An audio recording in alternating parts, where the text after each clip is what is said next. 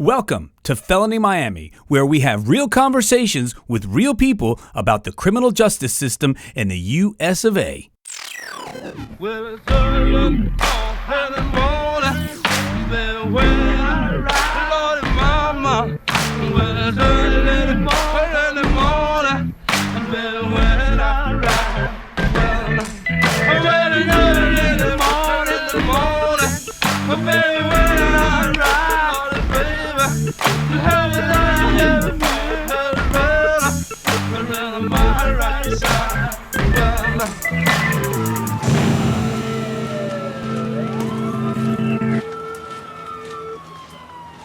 If everyone who was telling lies in South Florida had their pants catch on fire, the entire federal and state budget, all tax money, and reverse liens on Fort Knox and a fifth mortgage on the Federal Reserve would have to go to paying overtime to the Metro Dade Fire Department to put that mother out.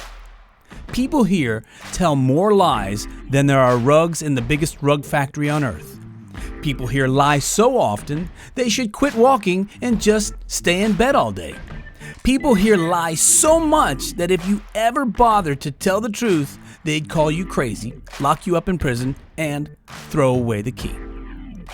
There's a reason that South Florida is the fraud capital of America. And it's all built on a house of cards that the contractor skipped out on after all cash transfers from your bank account in a sense of moral bankruptcy. When there is injustice for one, there is injustice for all. Welcome to Felony Miami. Let's air it out. Hello and welcome back to Felony Miami. I'm your host, Joe Stone, and on today's program, we have two guests, two professionals, to find out whether or not you're lying or you're telling the truth. Directly across from me is Nayib Hassan. He is a criminal defense attorney with his own private practice, previously worked at the law firm of Robert Dolman, and it was a prosecutor in the Broward State Attorney's Office. Hassan says it was like a jungle, but a jungle that he entered and came out stronger working in that office. It only makes you stronger, and it's the best 3 years of his professional life. Currently at the law offices Nayib Hassan. He deals with state and federal cases. He is a graduate of the University of Florida, Frederick Levin College of Law. Welcome to the show. Thank you so much. Thank you so much. And to my left, Joseph W. Harper. He's a retired Metro Dade County police detective, graduated Florida International University in Miami, and holds a BS degree in criminal justice. Mr. Harper is an expert witness in polygraph science in both federal and state courts, with specific polygraphs conducted around the world. Mr. Harper is utilized by law enforcement and defense attorneys in the determination of truth or deception. Professional associations include the Florida Polygraph Association, the American Polygraph Association, and the American Association of Polygraphists. Polygraphists. If you need to marry more than one Can't woman. spell that, though. I don't. Joe has also appeared on numerous television shows and is famous for his 7-year segment on Sábado Gigante, where he administered polygraph tests to couples involved in spousal disputes. You've been doing this for about 40 years now? Yes, sir. 40 years. Welcome to the show. Well, thanks. So, This is a very interesting thing. Let me just jump off with this. Polygraphs, can they be actually used in court? For the most part, no, they can't be used in court settings. There are times that they are used, and for the most part, they're used during the interview process of certain witnesses, and or in limited circumstances, they can be used for cross-examination during a federal case where a person comes up lying or something like that. So do they hold water? Do they hold water in a courtroom setting to present them? No, but do these guys, the detectives and the police departments use them? Absolutely. They scare the shit out of people. Nice. Yeah, I mean, I once... Literally. Yeah, literally. I once had a job at a lumber place when I was like 16, and they sent me to do a polygraph as part of being hired. And I had been working there for 2 weeks, and when I got back 2 days after the polygraph, they canned me. I was like, oh, what was up with that? Says a lot. Yeah, I mean, I couldn't have done that much damage. I was only 16, for God's sakes. I don't want to do a polygraph now. Okay, so tell me a little bit about how this stuff works and why, if it's not admissible in court, really, why is it so widely used? Why does so many people use this? Well, from a defense attorney's standpoint, they really want to know the status of their client. They want to know if that client is being truthful with them or not, especially before charges are filed. In that early stages, if they can present the polygraph that says that the person's telling the truth, it wasn't him, or the fact he wasn't the gunman, he was only the getaway driver, that kind of thing. That information is very important for prosecutors and defense attorneys. So prosecutors use the polygraph too? Oh, they do. Before trial, before charges are leveled. Yeah. I've had the circumstance where pretty much charges have been leveled against the client, and then there's disputable discussions in the middle of it where witnesses are going back and forth regarding certain testimonies. You always want to do, as a defense attorney, you do an independent polygraph exam. So pretty much you get a preliminary review, and then once you obtain the results, then you pretty much submit them to the state's polygraph examiners for them to conduct their polygraph. But you pretty much always want to know what your client's, where your client's stance is as far as the objectives on the polygraph examination. Right. So, Joe, let me ask you this. It's a lie detector test. How does it work? Well, actually, it's an emotional stress monitor. It's not really a lie detector test. It works on the fight-flight holding mechanism that's been with us for 500,000 years as we've been on this earth as Homo sapiens. Like primitive brain function We've stuff. learned how to defend ourselves over those years with defense mechanisms. First, the heart races. When you're being confronted, it could be a lion at the cave door, or it could be a question about shooting someone Thursday night.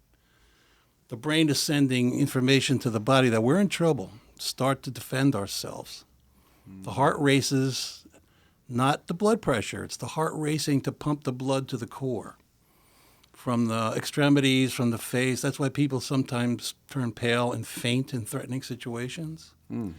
So the blood pressure, the blood rate and strength increases in a polygraph. That's the first indicator on the chart. The second indicator is the galvanic skin response or electrodermal response.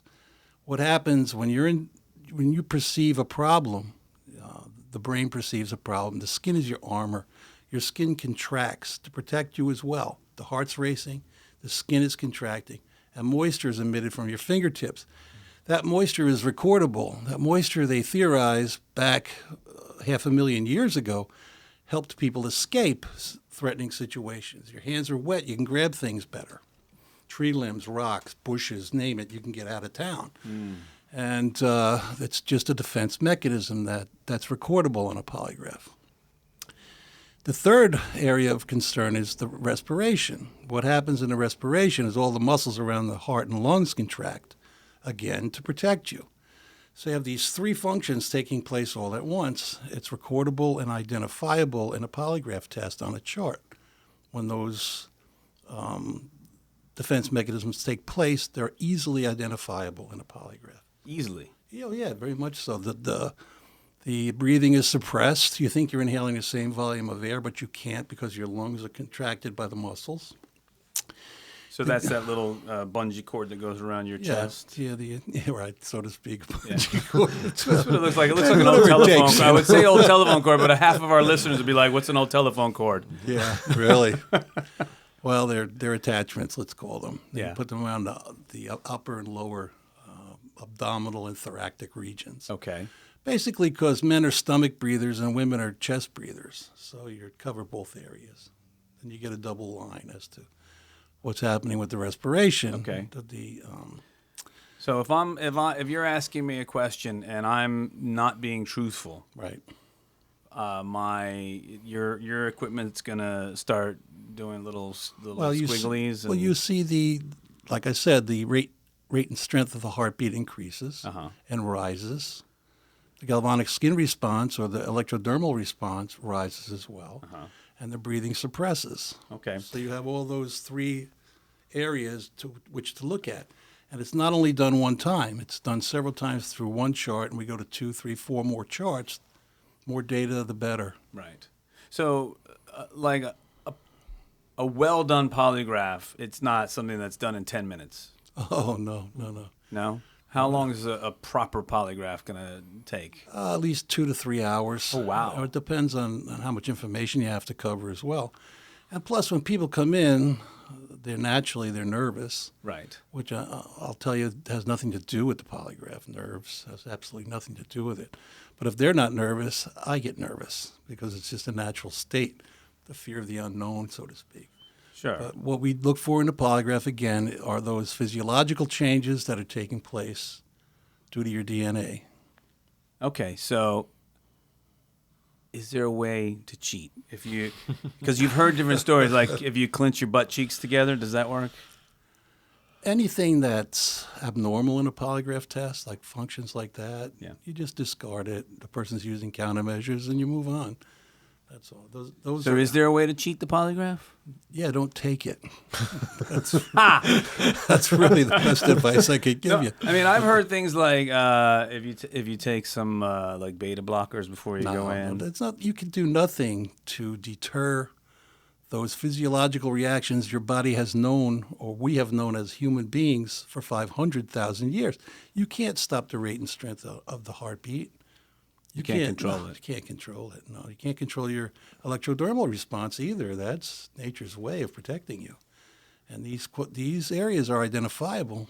And if there's anything that differs from that, if there's somebody's playing with the polygraph, it's so simple. I mean, I start laughing. Police applicants are the worst because they know everything. Really? Oh, the worst. Give me an example. Because they read a book. They hold their breath for 20 seconds, 30 seconds. But during the polygraph? I'm ready to pick them up sometimes, from fainting. But Really? Oh, yeah. They just try ridiculous things. And you try to talk to them and say, look, I'm going to discard that chart. You want to work with me or not? Oh, really? You have to. Oh, yeah. You have to start over sometimes. Oh, many times. Really? Yeah. So is it you go through this thing and then you know how to read the data and then you go and create a report? Yeah. Well, the polygraph program scores it as well. It does. And then I come along and I use my techniques to score the test as well. And then you write a report as to what was said, the results of the examination, and then that concludes it. So who are the biggest liars usually? Husbands. I'm just kidding. Just kidding out there. Damn. Criminals are the biggest liars, really. Are they? Oh, yeah. The guilty ones? Yeah. Well, they just have such egos. The problem with criminals is they have high ego and low intelligence most of the time. So that combination is reckless. So they have this idea that they could blow smoke at me, right, and get past it. But good luck with that, because I've done so many. You got the equipment hooked I've done up. 30,000 of these things, so I know if what's there is proper or it's being manipulated. I can tell that. You can tell the difference. Oh, easily. Yeah. What's the biggest lie, Nayib, you've ever caught somebody in doing one of these? Doing one of these? Yeah. Oh, let's say it just didn't go forward. Talk to a client regarding a crime in another jurisdiction. Yeah. We discussed it at length. He kept on supporting his argument for about 2 years that he hadn't gone forward, he hadn't committed the crime, but he couldn't basically go forward with the polygraph. Put pressure on the family, put pressure on everybody. I'm like, look, this is the one last avenue that we have. I finally convinced the prosecutor, let me have the ability. Let me do the polygraph test. Uh-huh. And his words to me were, you know what? If you want to do the polygraph test, you believe your client's going to pass it, well, let's do something. We'll take a polygraph test, and it's admissible in court. We'll both stipulate to the documents that it'll be admissible in court. Oh, so you can agree that it will be admissible and presented in court? Absolutely. You can contract through anything. So pretty much we were going to agree to do this. So I go forward to my client. I'm like, look, this is a situation. I went to him on a Sunday night, 8 o'clock at night. Pretty much Monday was his courtroom setting. So I wanted to present the discussion to the prosecutor the next day. I go and have a discussion. It was at that point that pretty much everything had ended. It wasn't. Told you the got truth. the whole truth at that point. Really? Yeah. That's the essence of a polygraph, really. Freud said criminals always leave clues. They have a compulsion to confess. And I really went on that premise for all these years. And in my opinion, he's pretty much right. Yeah. they become the center of attention then once they're arrested. Now they're confessing. Now the whole family surrounds them. They're the center of attention. That kind of thing is... People don't realize that, but that does happen. Yeah. Well, you were a police officer on the streets for a lot of detectives, years. yeah. And, I mean, as a detective, you've probably seen some pretty, in Miami, some pretty awful stuff, right? Oh, yeah. Is Every night there's something new. Really? Oh, yeah. Anything that stands out to you? I mean, specifically? Drunk driver took out an entire family one time in a minivan and having to pick up children's body parts, and that never leaves you. I don't care how long you live, that'll never leave you. And just day after day, things like that. I also got shot one night, so that was pretty terrible, too. Where? I got shot in the neck in a firefight in Liberty City. Oh, wow. So that's what precipitated my interest in polygraph, because when I came back to work, the department sent me for polygraph training. They did? Yeah. Were you injured where you couldn't be out in the streets I was anymore? shot in the neck, so my left arm and left side of my body was paralyzed totally. Really? Spent several years in rehab and finally came back 35% or so, but enough to function. Yeah. So it's terrible out there. My squad had 8 guys. 4 of us got blown away. So, I mean, it's pretty dangerous. What year was that? Back in the 70s. Jeez. Yeah, it was a crazy town back then, huh? It really was, yeah. A lot of people. A lot of anger. Still anger today. I don't know what it is, but everybody seems so angry. Do you think it's anger, or I think it's flat out anger. It just appears that way. Yeah, I from mad at something. You're getting more than I'm getting. No, it's lack of opportunity, maybe. Frustration and leads to anger, and which leads to playing out that anger. Violence. Yeah, violence, sure. But does it seem that there was, I mean, you're telling me that in the 70s, 4 of your 8-man crew got blown away. Right. And it seems different like... times. Yeah, but it seems like, I mean, it seems like we're hearing more violence from the police against people and more violence against people, against the police, I should say. Mm-hmm. Nowadays, is that maybe not true? It's just that it's more widely reported or more widely discussed? I think that has a lot to do with it. But also my recommendation to anyone would be, if you're informed you're under arrest, do not, under any circumstances, resist from that point forward, and everything will be fine. But if you want to fight the police, you're not going to win. You're just not going to win. It's too many. And it's just, the charges add up. I used to tell people this. I said, we're arresting you for a stolen car now. And the person would start acting out. I said, I could start adding resisting arrest, fighting the police, battery on police. And you'll never get out of jail because you'll never be able to pay that bond. Right. And it kind of settled them down a little bit. When you told them the facts of life, the charges will just keep going. It's auto theft now. You'll be out by the morning. Right. Instead of all this. Sure. So that kind of worked a lot of times, but today... Yeah, because you seem like a pretty level-headed guy. Oh, yeah, definitely. I would talk to people. The best thing you have as a police officer is your temperament and your ability to talk to people. Mm-hmm. And we stand between the victims and the subjects. That's where our position is. Mm-hmm. So if you could talk a subject out of holding a hostage or something like that, that's what you do. You don't want to charge the house. And if you could use your brains and your wit to get them to give up, yeah, it worked a lot of times for us. Sure. Come out of the house, throw the gun down, that type of thing. Most of the But situations. let me rewind here. Do not resist. You'll never have a problem, ever. Right, yeah. Just put your hands up, wrap them around your back, walk away. You'll be out in the morning. Don't compound it.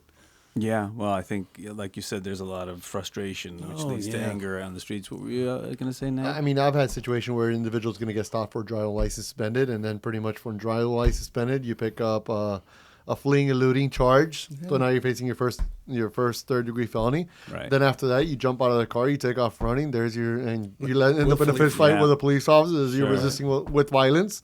And then you pick up a third charge because you pretty much tamper with the officer's mechanism to contact law enforcement. There you have a third felony. So something so simple as a second-degree misdemeanor, which pretty much any attorney can pretty much help you out of that situation. Sure. Then you're caught up with a plethora of charges where you're facing a boatload of time, and depending upon the agency, based upon the jurisdiction where you're in, you could be facing years in prison.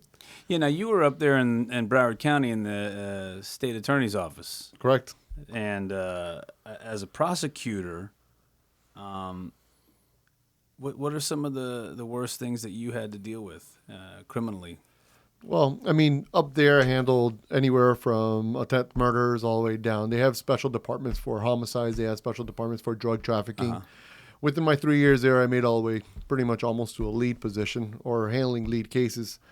I mean, you name it, I went across the board. I second chaired a death penalty case up there, and I second chaired the death phase of a death penalty case. That's heavy, huh? That was really heavy. That was really heavy. At that point in time, it was the right outcome, and it still is the right outcome as of today. So how do you think the prosecutor's office functions in that county? As far as what I'm trying to ask is, I've heard from many guests on this program that a lot of these offices are overloaded, and there's a lot of young guns out of college that want to get the wins under their belt and then move on to private practice. And I'm just curious if you thought the same thing of that office up there. Is that the case? The one thing that pretty much throughout my years there we learned is the office is a way of saying let the people of Broward County decide. So if it's a possibility that the individual is guilty, you let the people of the jurisdiction pretty much of Broward County decide the outcome of the case.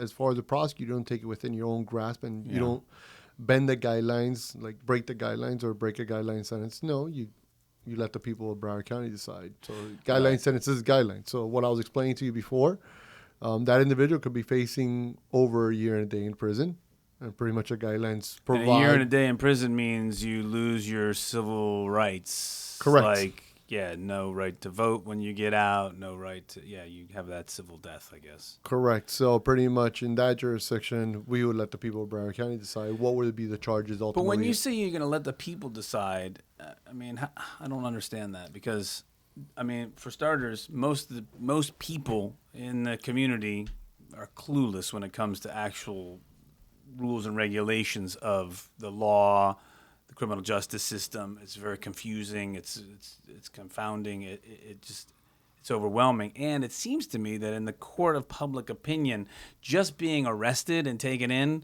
most people think that guy did it. And I would say you're possibly right in a good majority of cases. Yeah. But I mean, the thought process in Broward County, jurors are finders of fact, and the judges pretty much are the finder of law.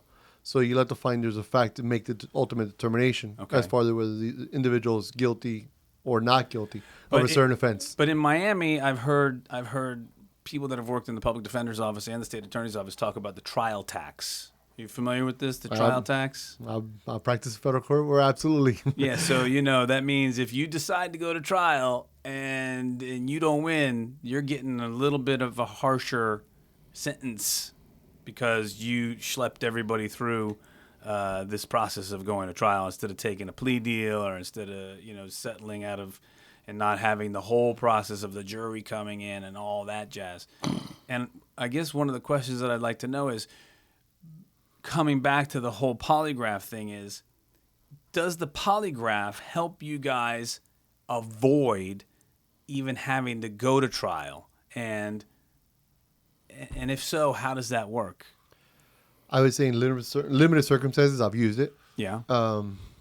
But usually when I use it, it's for the commencement of the case. In my experience, okay, where I've actually used the results of a polygraph test in getting the government not to file charges. Okay. Does that work? Yeah, absolutely, it does work. Yeah, it does. It does. I mean, that's done every day. Yeah, not every day, but every other day, and it's a good tool. It's an investigative aid.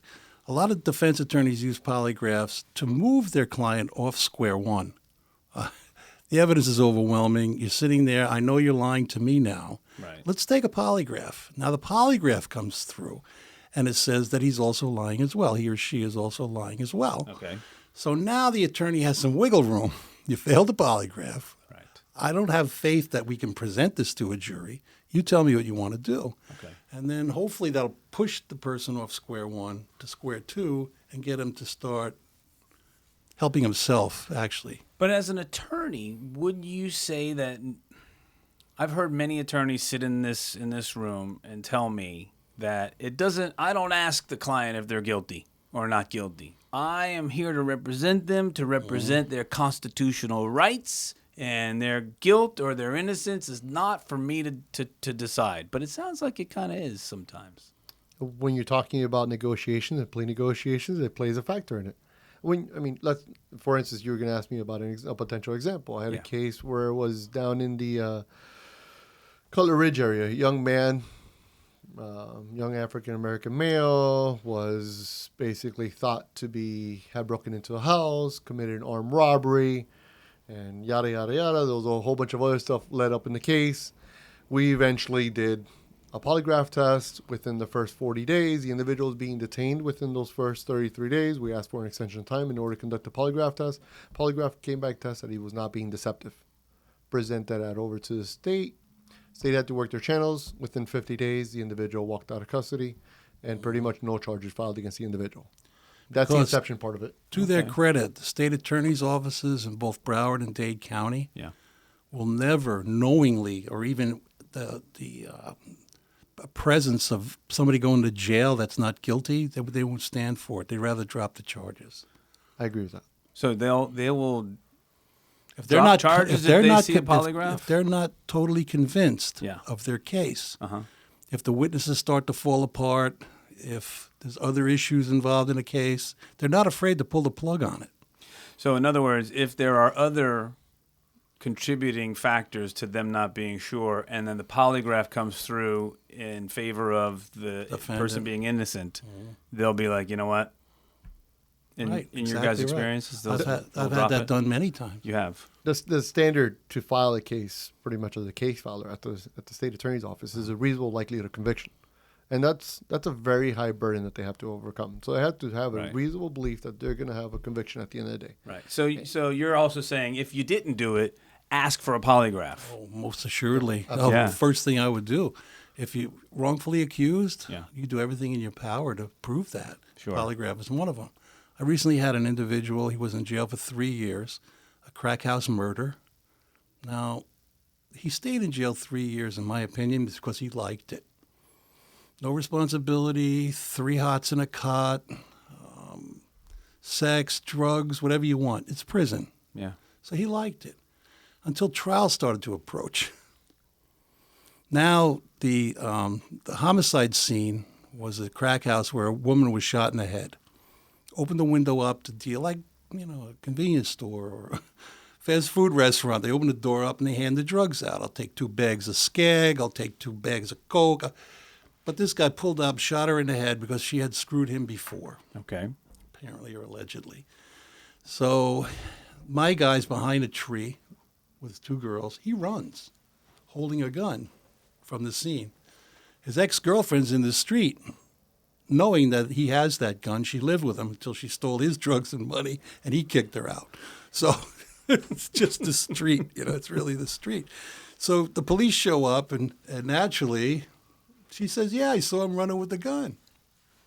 Right. Hello. 2 weeks later, he's in jail. Sure. But it's the people who are using drugs out there, please, this is what happens. And this is what happens just about every day here. It's not fun anymore. It's your life. So, this poor girl got shot in the head. They threw her in one of the roll-away garbage cans, wrapped her up in a bedspread, and threw her in a garbage can, and went about cleaning the house up to open the window up and continue selling drugs. This is how cold and calculating it is, people. So this guy's in jail. He's got a .38, and the girl confirmed it was a .38 he was running with. She had seen it, held it while she lived with him. The murder weapon was a .45. Uh-oh. So when the forensics came back, so the state became a little concerned about the case now, and rightfully so. The same .45 was used in another crack house murder 2 weeks later while this guy was in jail already. So I polygraphed him. I understood why he didn't. He finally told me who did it. He told me the person's name. Oh, yeah? And because they all know each other at these drug places. Okay. They're like pals, Anyway. Yeah, it's the streets. Yeah, it's Streets 101. It's really, really bad out there like that. Yeah. Stay away from it. And he told me the name, and the state attorney's not going to prosecute him for homicide now. That was what he was being charged with, second-degree murder. Mm-hmm. So That's a heavy charge. Oh, yeah. And he wasn't fighting it? No, you know why? No, I don't know He why. finally ran into a good attorney, a really good attorney. Probably like people present in the room now, really good attorneys, Yeah. you know? They're out there. They're really good guys. Sure. And this guy said, no, there's something wrong here. And let me, again, back up and say, this guy liked prison. Right.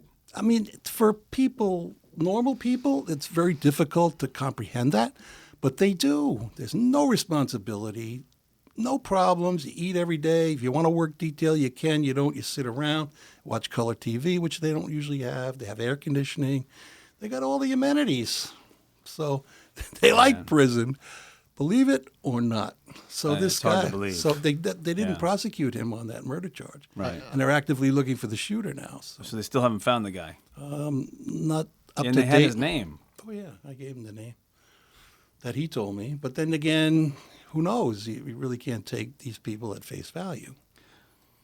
He passed the polygraph. He didn't shoot that woman. Okay. That was what I was there for. Right. But anything that is gleaned from that, Yeah. I have to take with a, cocked head a little bit. Yeah. Why are you waiting 3 years to tell me that? Exactly. Tell your attorney. So then you present that information back to the investigators and let them work with it. So. That's crazy. So, If I may just say, nothing's at face value out there. Nothing at all. If you think that it's open and shut, it's really not.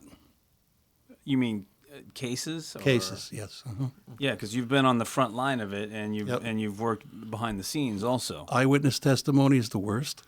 I was gonna just get ready to ask you guys that because I guess eyewitnesses have seen Santa Claus, they've seen the yeah. Virgin Mary, they've seen leprechauns, I wish I they've could seen polygraph. UFOs. Yeah, I wish I could polygraph every single Witness. victim witness Oh, on every yeah. single case. Unfortunately, we don't get that luxury, but yeah. I Well- mean, and we had a show on coerced confessions not too long ago, which is very interesting because this happens a lot. And I'm curious, have you guys ever had experiences with that, with coerced confessions, trying to deal with or sort out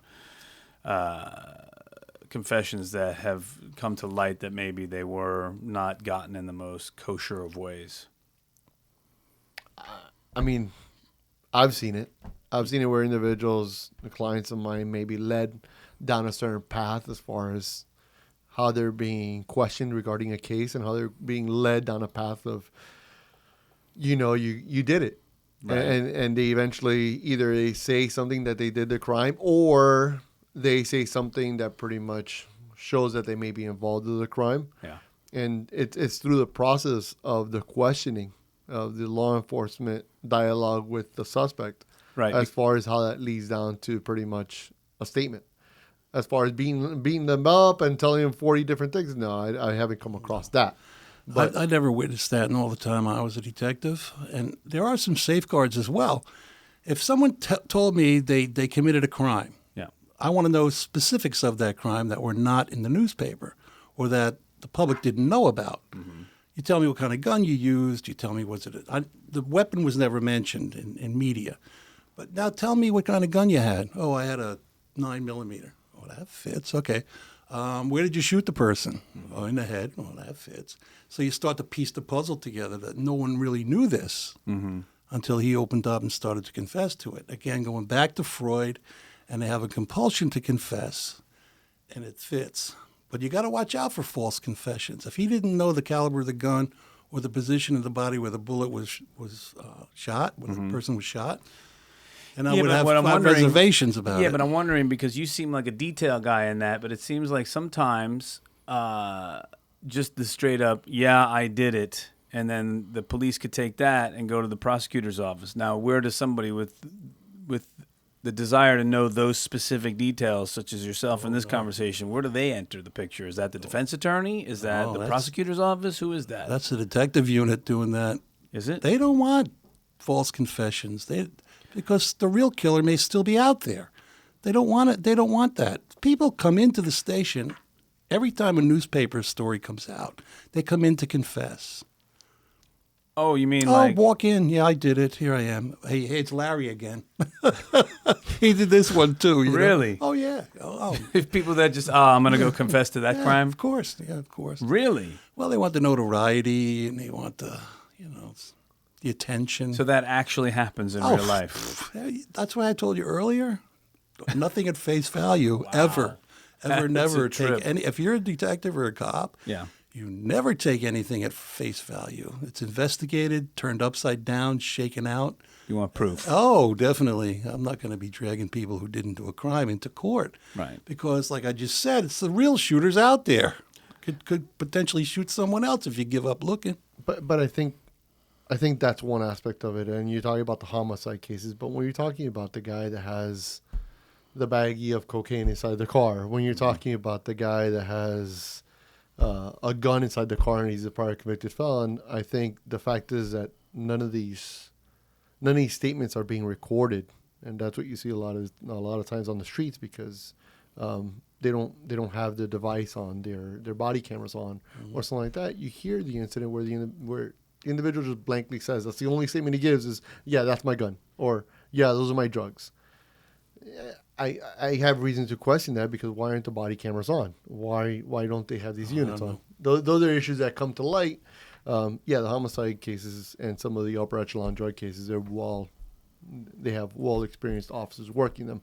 Right. But some of the other cases, you question them. You question as far as why the individual just blankly made a statement. Right. I mean, because I've heard people on this program tell us, yeah, we've seen coerced confessions, or we've seen officers not be 100% honest on the stand, or we've seen prosecution. I mean, I'm looking at you, Joe, and you don't seem like one of the guys that would have gone in. But have you ever seen any of your fellow officers have to bend the truth a little bit, maybe just to clean up a dirty corner? Not in my presence. I wouldn't stand for that. No? None of us would. No. I basically, I'll be totally honest with you, I never cared that much to frame somebody or to hurt somebody. Who cares? Right. 2 minutes later, you got another case. Let them go. Who's next? I mean, that's how it was. Because there are real criminals. Oh, and how do you go home and sleep at night if you're making false statements about people? I could never do that, ever. And I wouldn't let anybody in my... Have you ever seen it happen? No, not in my presence. No? Ever. I wouldn't stand for it. I just never would. Yeah. And the majority of the police officers I work with would never stand for it either. I believe that. Never. I believe that. But I believe some sneak through also, because I've just heard too many stories, for it not to happen. Well, these are officers who aren't that good. They can't get somebody straight, so they perhaps bend the truth a little bit. Right. But I never witnessed that. Okay. But I've seen it in the papers and I read about it. Right, because one of the things you said that was interesting in the beginning of this particular episode of Felony Miami was that sometimes the worst people on the polygraph are the police applicants. True. I scratch my head. I'm like, holy crow, It's crazy. I don't know. They think they can get away with it. They think they're masterminds of some But what sort. kind of questions are you asking them that they're wanting to not be honest about? Drug use? Oh, of course, what? yeah. Crimes, undetected serious crimes, drug use, all sorts of other issues like selling drugs and really basic questions like that, yeah. And some of them try countermeasures. And then you'll ask them at the end of the test, well, my friend's a cop and he told me to do that. I'm like, really? Really? They're just never take anything at face value. So now if they don't pass a polygraph, they're gone. That's it? That's it. Yeah. Well, especially if they're using countermeasures. Okay. And why an honest person wouldn't do that? They just when you say using the countermeasures, that's like the holding your breath or taking the beta blockers or some kind of nonsense like that. And the Kegel muscle and all that. That's But now they have. Well, you could tell when they're clenching their butt cheeks and they're giggling. Yep. Really? Of course. The telephone cord tells you. I get a memo. No. No, what I have a pad they sit on now with these high-tech computers that are doing polygraphs. Oh, There's a really? pad you sit on, sensitivity pad. And it can tell if you're. So if you're squirming, moving, you can see it in the baseline on the bottom of the page. You Right. can see that there's some additional movements that shouldn't be there. Right. You know, I'll be quite frank. I took a polygraph exam when I went to the state attorney's office up in Broward. You have to take a polygraph test over there, and it wasn't all those nerves, all those sweating stuff that comes into play. I mean, you're there course, and you're being asked. I believe they're asked about 8 questions, and you're there being questioned. What kind of questions? Pretty much drug use, crimes, Yeah. education. As far as did I cheat? Did you try to mess around with your bar exam? Things of that sort. Job terminations. Job termination. Yeah. Missing spaces in your work application, that kind of thing. I think in total we were asked a series of 10 questions. Yeah, that's The first part was just, hey, how's it going? And Right. and just normal questions. And then you get into the 10 drive them home questions. And you know you're getting driven home at that point in time. Right. So to speak. Oh man! But like one of the things that I know from hearing people talk about these confessions is that, and you were a detective, so tell me whether or not you're aware of this. Like, cops are allowed to lie Oh yeah. during the interrogation. Of course. Yeah. Yeah. That's the Supreme Court said that would be okay. That's That a went Supreme that Court far. decision. Yeah. It went that far. So. And that's in order for you to try to find the truth. Let me give you an example. You got a carload of people. One guy's the shooter, the other are passengers. So you split all 4 of them up. And you walk into a room and say, listen, Larry just rolled over on you, man. He said, you're the shooter. Baloney, he's the one. That's what you get from that. Okay. So you're stretching the truth a little bit. Right. But then it's for the betterment of society that these people confess because they're not out there shooting you tomorrow night.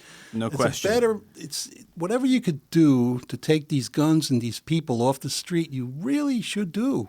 Yeah. Well, listen, we always reiterate on this program there is crime out there, yeah. and we always do try to point out the flaws in the criminal justice system because there are flaws. And I'm going to ask you guys what you think the biggest flaws are in the criminal justice system that you have seen in your careers. I'll let you go. I'll let you go, but now I got to think about that one for a minute. We start the Jeopardy music. Flaws. There are flaws, yes? Yeah, of course. It's probably the courts and the leniency there. A lot of times they just let people out on bond that shouldn't be out on bond. Yeah. Or let them go out on their own recognizance, that kind of thing. And then 2 days later you bring them back in again. Mm-hmm. Those are flaws, in my opinion. You should be able to hold somebody for the betterment of society, so you're not walking down the street getting mugged tomorrow. But when you get a case like this young man that you were talking about, when Nayib was talking about that was held for 50 days, so it's 50 days of his life gone. That's a rent cycle. Lost his job. Yeah, so the job's gone. The apartment, if he's got one, is probably getting ready to be foreclosed on, and the guy was innocent. He shouldn't have put himself in that position to begin with. But wait, He was walking home. Yeah, he was walking home. That he was. He wasn't in the car or something like No, that? he was walking from one location to the other. It was a rainy day, and he was literally walking in the rain. He had the same similar shorts and similar shirt, and he was an African American male in that community. Right. And based upon that, he was targeted. And this is an individual that should have never been placed in custody in the day one. Yeah, I mean, so what does he get in return for that? Nothing, right? Oh, sorry, we had the wrong guy. Absolutely. Good Well, luck getting your orders back, your affairs back in order. It's nice to know that he was let go, though. I mean, cooler heads prevailed. Well, it is he nice was- to know, yeah. but it seems like a bit of a flaw that somebody that was completely innocent got held for 50 days. And why did he get held for 50 days? I'm guessing that there was a bond and he couldn't make the bond. That's What absolutely kind of true. history did he have, though? None. No priors? Young man from FIU. Was wow. going to college. Yeah. And we attempted to conduct a bond hearing, an Arth hearing, and What about a Nobody going lineup? anywhere. Did they give him a lineup lineup pretty much matched. to the victim? The victim ID'd victim him. ID'd him. Yeah, well, there you go. There's an eyewitness, yeah. but the eyewitness was wrong. The eyewitness is wrong. Rewind. Eyewitness testimony is the worst. So But then why what's do the they police use it? to? Wait, What are the but police if to we know do? This, if we know this, and I can't tell you how many people have told me and how many articles I've read that eyewitness testimony is useless, why is it something that they still do? I don't know. I'm not in the. That seems I'm like a not flaw in the judge. system. You're right. It could be, but not every eyewitness testimony is flawed. But some of it is, of course. But if this person was ID'd by a witness in a 6-picture lineup, Right. what are the police to do? He's worthless. Let's let him go. I mean, they can't do that. They have to go with what the witness says. Now they've got the time to But why- investigate the entire case. Right. But why is that witness who, let's just, I'm asking you guys because you're professionals in this business, but based on that primitive brain function, like you were saying back in the beginning of this show, that when you are confronted with fear, and I suppose if somebody's the victim of a crime, all of these things come boy. into a play, and I Still. imagine that your mind and memory are not clearly going to be serving you Right, especially if you're a victim. right. If you're a victim of a crime. So that eyewitness is probably completely useless. But there was a safeguard there. What's that? The 6-picture lineup. The police present the witness maybe the next day when they compile all the pictures, give her some time to relax, him or her. Yeah. Go to detectives, go to her house, go to her place of business, put a lineup of 6 pictures in front of her. Yeah. All similar. They're all like similar pictures. Same age, same race, Right. same everything. And you pick that person out. What are the police going to do at that point? What can they do? They said, nah, she doesn't know what she's talking about. Let's let them go. No, that's not going to happen. But you have 6-pack lineups. That's one, and then you have on-scene identification where Yeah. they pretty much drive the individual over to where the suspect is, Sure. and he's just standing. He doesn't know what car is driving by or what it may be, and they say, "Do you know that guy?" Yeah, it's the one that pretty No, much that's drove by. probably that's a flaw. That's pretty much, That's a flaw right there. and I that's never a big did call in that. the cases. What's that now? I never brought somebody back to the scene of a crime. Oh, that's a technique. No. You can do that, but I like to separate. The victim from the situation for at least 24 hours, Right. 48 hours. Come back down to homeostasis where you belong. Then you go out with a picture lineup. You don't take a guy and shove him at her. Did this guy do it? Yeah, he's the one. Well, not Yeah, only I mean, that, a that's person the- might be terrified and go, I'm not going to say anything. No, Right. no, that guy wasn't the guy because they're afraid of any kind of redress. Well, normally those individuals are pretty much in the back of a car, and they're pretty Right. much driving by, black Right. tints all over, and then the guy just standing next to a police officer. Okay. You That's how recognize you the guy guys do standing it? next to a police officer, and then Right. it's That's- come on. That's kind of overwhelming for a victim. I had a case once, completely Yeah, that's opposite. crazy. It was an armed robbery of a liquor store. I chased the car, pulled them over on the Palmetto Expressway, exited them from the vehicle. Now, on the front seat was the mask, the bag of money with the name of the liquor store on it, and they took the liquor store owner to come to the scene. The robbery guys did. They brought him to the scene, and he couldn't identify him and drove away. But that's another part of it. I mean, that's Yeah. witness IDs. Maybe because they had masks on, yeah. but he called the car in. The car was sitting right there, or maybe he was panicked. They'd come back and get him. I don't know. There could Maybe, be a number yeah. of factors, but the fact that they had the masks, the money, and the bag that the man put the money in Right. from his store. I mean, they did it. I mean, Yeah. but again, a witness ID was flawed from the other angle. You know, when the opportunity to think about the question that you presented to me, I think one of the biggest flaws that I see in the system is being parallel to across the system. For some reason, certain courtrooms, certain prosecutors, whatever the situation may be, individuals aren't treated equally. Yeah. And I think that's one of the biggest flaws. I guess- Because an individual has the same crime, no priors, they shouldn't be treated differently if they're in courtroom A to courtroom B. Right. If they're in jurisdiction A or if they're in jurisdiction B. How They can should we be treated fix? How equally. can we fix that? Because it seems that there's a human aspect to this whole system, Oh, very much so. And It's all human aspect. It's all human. And I think that, and humans make mistakes. Yeah. unfortunately, That's why they put erasers on pencils. I mean, we do make mistakes. Yeah, clearly. You could have a shitty morning and yeah. show up and they say, you know what, you're all guilty. And it goes from judge to judge as well. Well, yeah, And prosecutor to prosecutor. Yeah, of course. Yeah, right. it's all- And we've had that conversation. That why is it that two murderers in two different courtrooms can get two different sentences? I mean, I've literally sat on cases. You have. And advised the client, well, we're going to sit it out through. We're going to sit it out through this period. And what do you mean by that? Well, you have to take that position. You have to take sworn statements. You try to investigate the case. Right. But do we speed it up? Do we go quicker on the case? Is there a possibility that some factors may change throughout the period of the case? Right. If there's factors that can change throughout the period of the case, then do I take that positions in case A or do I take that positions in case B?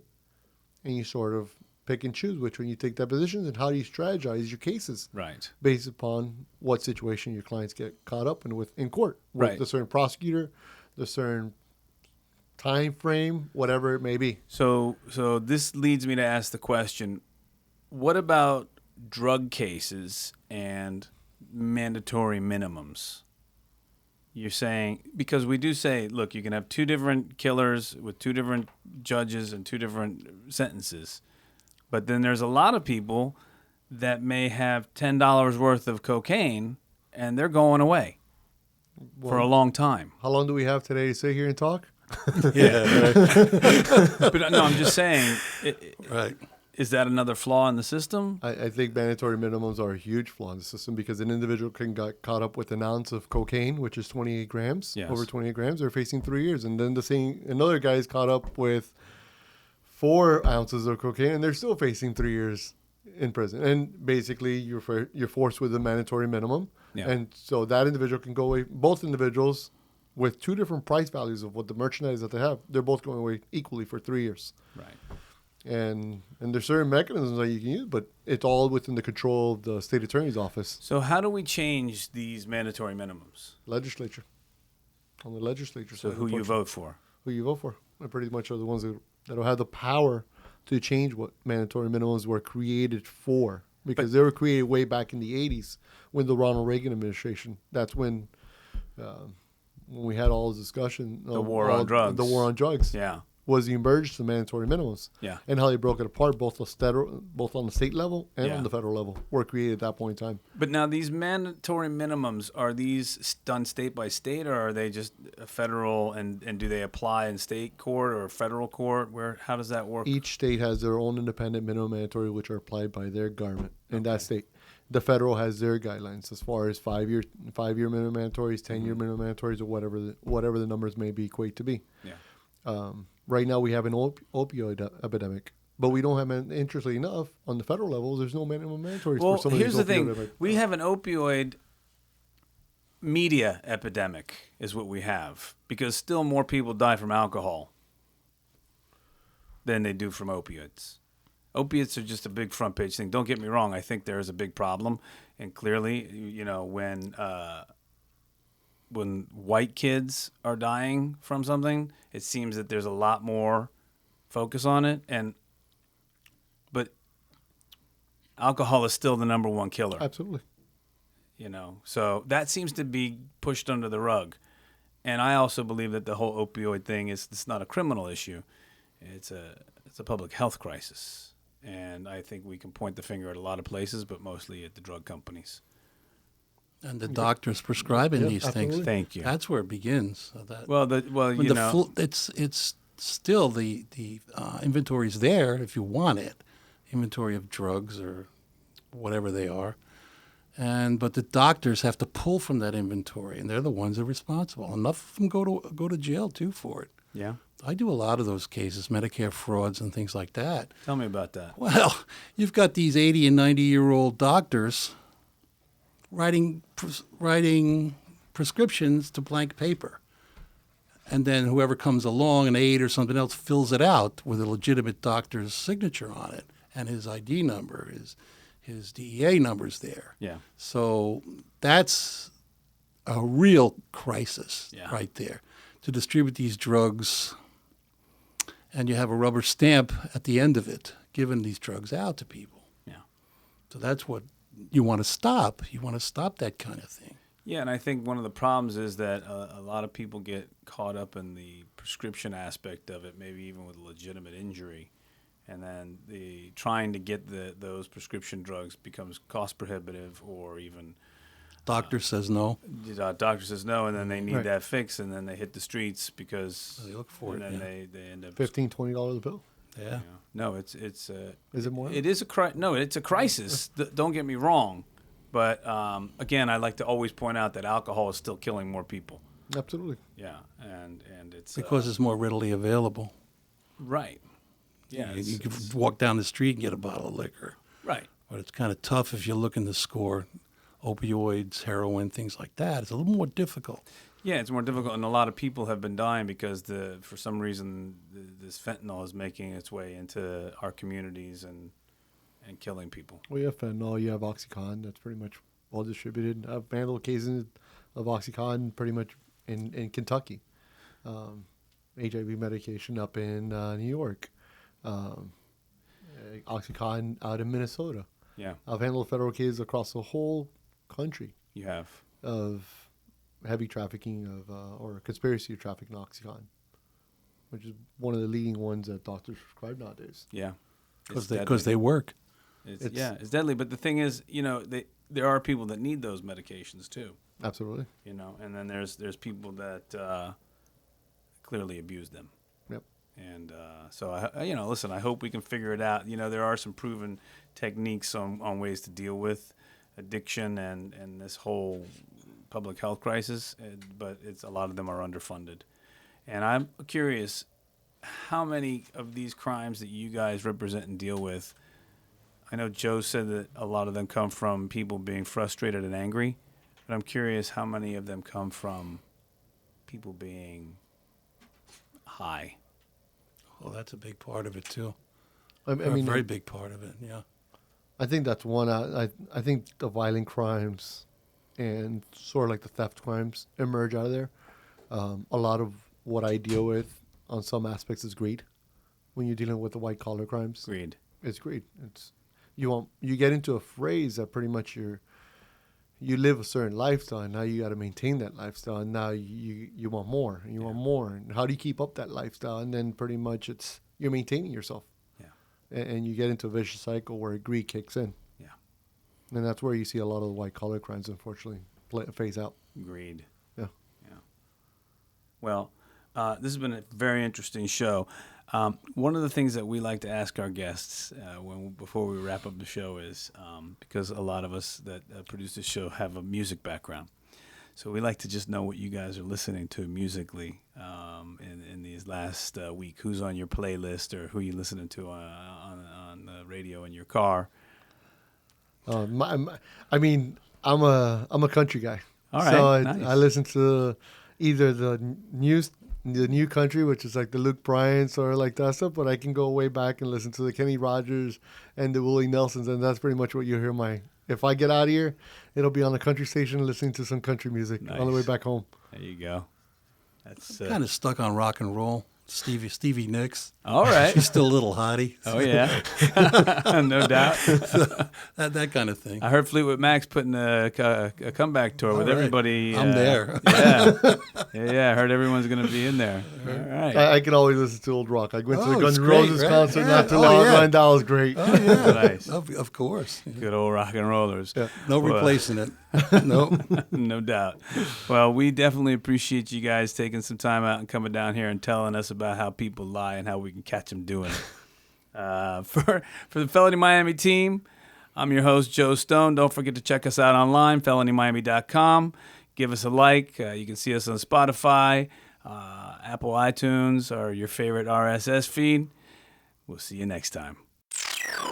Well, it's early in the morning, then when I ride, Lordy mama.